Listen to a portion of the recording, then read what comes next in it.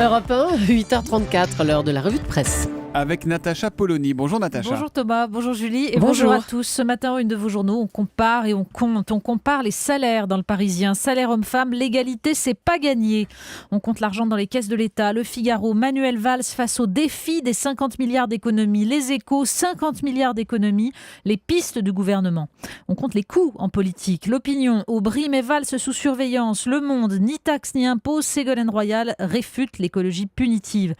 Et puis on compte les morts, ceux que l'on ne voit pas encore, Libération, sus au diesel, et ceux que l'on ne pouvait plus compter il y a 20 ans. La Croix, nouvelle crispation entre la France et le Rwanda, l'humanité, le Rwanda apprend à vivre avec ses fantômes. Le Rwanda entre son histoire, le génocide et la polémique d'aujourd'hui. Bien sûr, et tous les éditorialistes ce matin entérinent la décision de ne pas envoyer Christiane Taubira aux cérémonies de commémoration du génocide, mais nul ne songe à considérer que cette réponse diplomatique suffit à clore le débat. Ce n'est pas une réponse à la question, analyse Laurent Marchand dans Ouest France. Les troupes françaises furent-elles aussi neutres que l'échelon politique le prétend ? Peut-on d'ailleurs être neutre quand un génocide est en cours ? Le silence du secret défense est parfois encore plus lourd à porter que la parole des survivants. Alors il faut lire la page du Monde qui résume les problèmes posés notamment par l'enquête du juge Bruguière, enquête qui privilégiait la thèse d'un déclenchement du génocide par un attentat des Tutsis eux-mêmes, et le long travail du juge Trévidic pour rétablir les faits. Le détail aussi du rôle joué par Paul Barry, l'ex-gendarme de l'Élysée, et Barbouze au service des génocidaires. Mais il faut lire surtout les pages de l'Humanité, et notamment la republication du reportage de Jean Chatin, un des rares journalistes présents à l'époque. Il décrit la découverte des charniers, l'odeur des corps suppliciés en voie de décomposition. Il s'inquiète de ne pouvoir prendre des photos du fond de ce trou où ils gisent, faute de projecteur. Alors, cette atrocité sera-t-elle gommée de la mémoire ? Demande-t-il. Après tout, il y a bien en Europe des gens qui nient les chambres à gaz et les crimes nazis contre l'humanité. Et puis il reprend.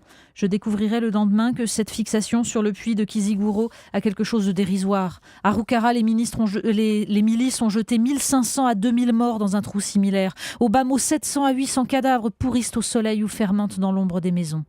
Et puis les bûchers, la puanteur horrible dans la bananeraie voisine. Partout, dit-il, l'odeur de la mort semble régner sur ce pays. Cette odeur, c'est celle du pourrissement de l'âme humaine.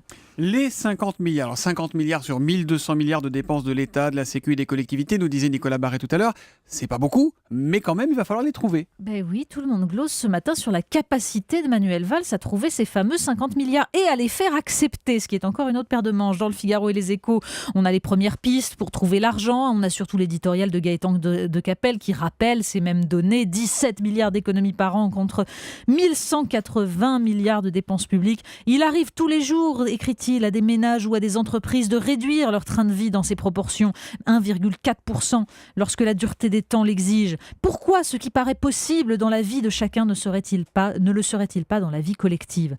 Pourquoi ?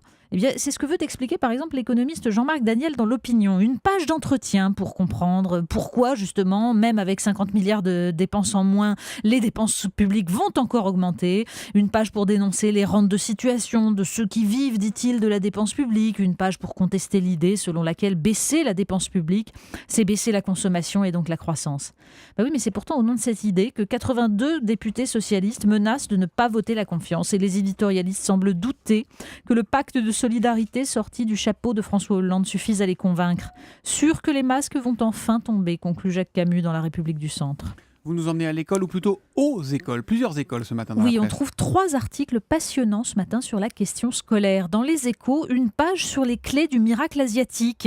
Vous savez que les pays asiatiques sont toujours en tête de tous les classements internationaux. Les cours particuliers, les soirées le dimanche, la journée d'examen d'entrée dans les universités en Corée du Sud, sorte de fête nationale où la police régule même le trafic pour que les jeunes ne prennent pas de retard dans les embouteillages. Le formatage et puis la concurrence qui commence à toucher par exemple l'Australie voisine. Alors dans le Figaro, c'est d'abord une page sur ces écoles catholiques dans lesquelles on rencontre de plus en plus d'élèves musulmans venus chercher un encadrement et des valeurs. Et l'école catholique qui s'adapte sans renier ce qu'elle veut être. Mais il y a surtout l'entretien avec Mona Ozouf autour de la figure de Jules Ferry.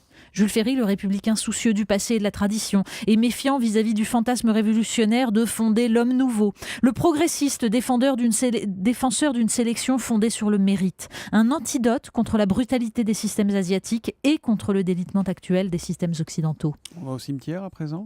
Oui, ça c'est un entrefilet dans le Monde qui nous raconte comment une association de lesbiennes berlinoises a acquis des concessions dans un cimetière de la ville pour fonder un lieu qui, je cite, s'inscrive dans la culture lesbienne. Un cimetière pour lesbiennes donc. Même si le cimetière restera ouvert à tous, l'idée qu'il faille vivre sa mort entre soi déclenche comme un malaise outre-Rhin. Nous redeviendrons poussière, mais cette poussière ne peut même plus se mélanger. Et on termine à table grâce au Figaro. Mais oui, ça c'est un confidentiel qui nous apprend que Manuel Valls a fait part de ses exigences au chef de Matignon. Alors, pas de poisson, que de la viande rouge et surtout pas de gluten, il serait allergique. Oui, à table aussi, il devient difficile de partager un menu. En l'occurrence, puisque les députés PS ont l'air d'avoir mangé du lion, il faudra surtout éviter les condiments. La moutarde monte vite au nez en ce moment. Joli. La revue de presse de Natacha Polony tous les matins à 8h35 sur Europe 1.